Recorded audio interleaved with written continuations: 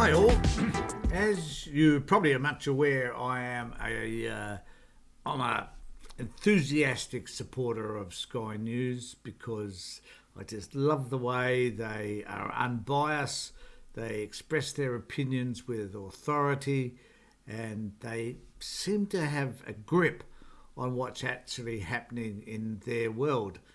And by their world, I mean a world which is completely different to my own, and a perception that I have of them, which some may argue may be a bit distorted as well. And fair enough, it probably is.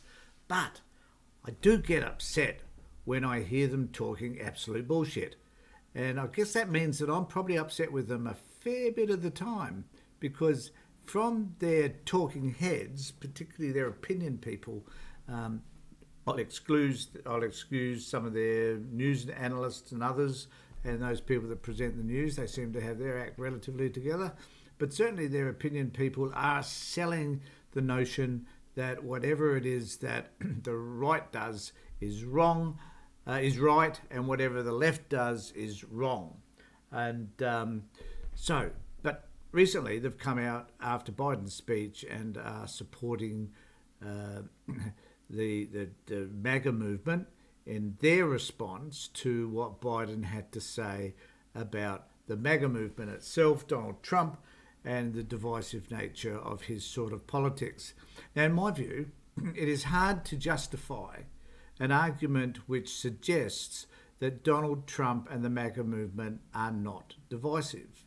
We just need to go back to his comment about there are good people on both sides, referring to the Nazis.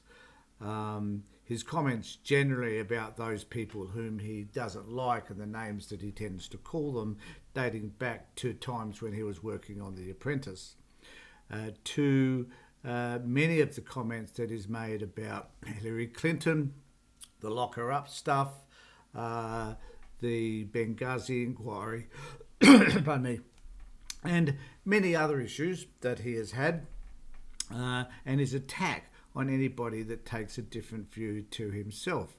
And of course, then above it all was the insurrection itself and him stoking those flames to get people to invade the capital so that they could attempt to overturn the election. Not to mention him trying to contact leaders in certain states in order to have them overturn the electoral college vote in their state. So to say that Trump is not divisive is like burying your head so far in the sand that you just lose all sense of reality. Yet it just disturbs me, and it's an interesting observation that the right wing are more than happy to do just that. And here we have again from the guys from the Outsiders, Rowan Confusion, talking about their state of confusion over the Biden speech. So I'll just play a little bit to you. I won't play too much because I don't want you to get too bored with their enthusiastic denigration of the Biden administration. Every opportunity they've got, they'll have him falling upstairs. They'll omit the fact that there's a shot of Trump walking upstairs with a piece of toilet paper in his shoe. But nevertheless, they are endeavouring to be able to present a balanced view of things in the United States. And it's a bit scary to think that these sorts of views will take place or take root here in Australia as well. I'm certainly hoping not, because it would create a great deal of uncertainty in our own country.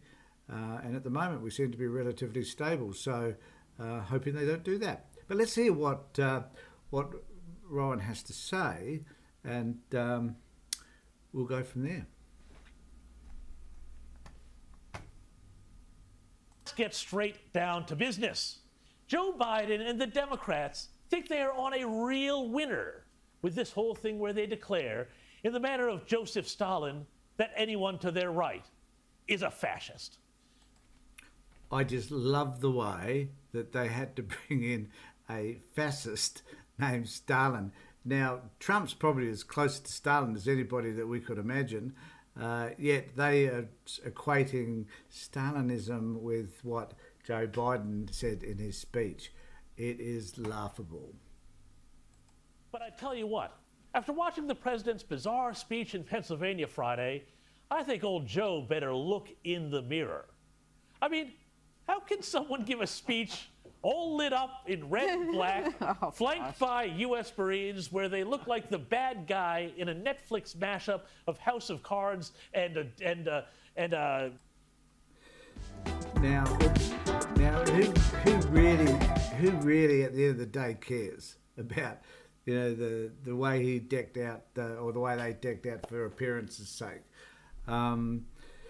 It was in Pennsylvania. It was in the place where the Constitution was written. It was a prime time event, and it just brings me back to those times when Donald Trump appeared on the stage with this sort of mysterious figure appearing and smoke around him and clouds and, blue background and looking extremely, extremely rehearsed. And it was there to make him look as powerful as they could. I guess the same thing applies here. I mean, any production in terms of the president or whatever is going to be a good one if you can make it happen. I mean, sometimes just those, fireside chats aren't the way to go. And this was certainly a bigger issue, the one that Biden decided to talk about, rather than just having a fireside chat at the Resolute desk. So here he is doing his thing, and the crew at Fox or at Sky News just found it intolerable. The other side are the extremists. I mean, honestly, it looked like some sort of bizarre triumph of the will. But I tell you what, the 20-minute version of George Orwell's 2-minute hate Biden went on the other night was so bizarre, so divisive, and such an exercise in gaslighting that if you attached a pipeline to it, the whole thing could have solved Europe's energy crisis. This speech was demagogic. I love the way that he thinks he's so clever. I don't use a script. I mean, that's quite obvious. But I don't pretend to be clever either. But he tries to bring in these little, the Orwell stuff, the Stalin stuff. He tries to bring that in to make his argument. And it falls flat because, quite frankly, the man has no idea what he's talking about. In my view, he has no real set of values. He is a political moron in reality. I mean, even now in the United States, we've got some right-wing people saying that what's happening in the US is disastrous, that it will be damaging to the United States and it will be damaging to the world as a result of that, and that the search on Mar-a-Lago was appropriate, and Trump himself has got himself into a heap of trouble as a result of that, along with his lawyers.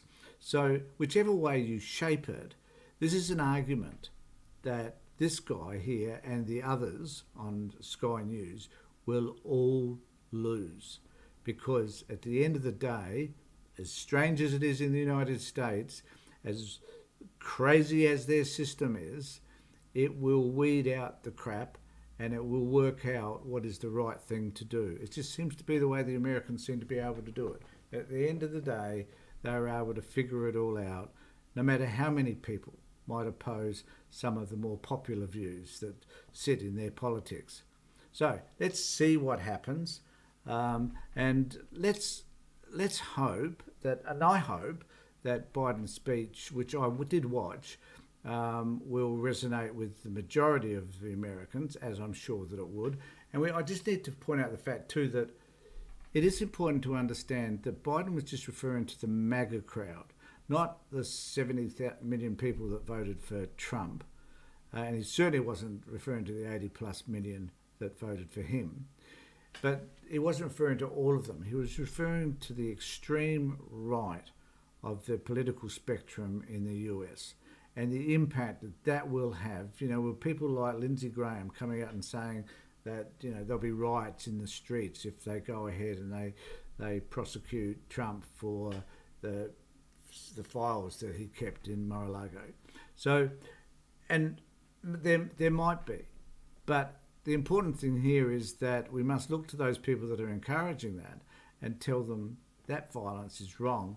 That's what Biden was saying, that that's not who they are, and I don't believe that it is. It's a small percentage of their population. And these people at Sky News are leaning into that violence, into believing in the stuff that they hear from their own echo chamber in the right wing, and doing nothing, absolutely nothing, to quell those fears that some people might have about the pending violence in the US. And my fear is that these people on Sky News will eventually be allowed enough voice, even though they're quite small at the moment, to feed that discontent, that violent nature that sits within many of the populations around the world and will even infest us here in Australia. Let's hope that that is not the case. So thanks everybody for being with me. Look, before I go, I just want to remind you to subscribe and ring the bell so you can get more of my notifications. And just take care of yourself, look after yourself, and more importantly, be safe.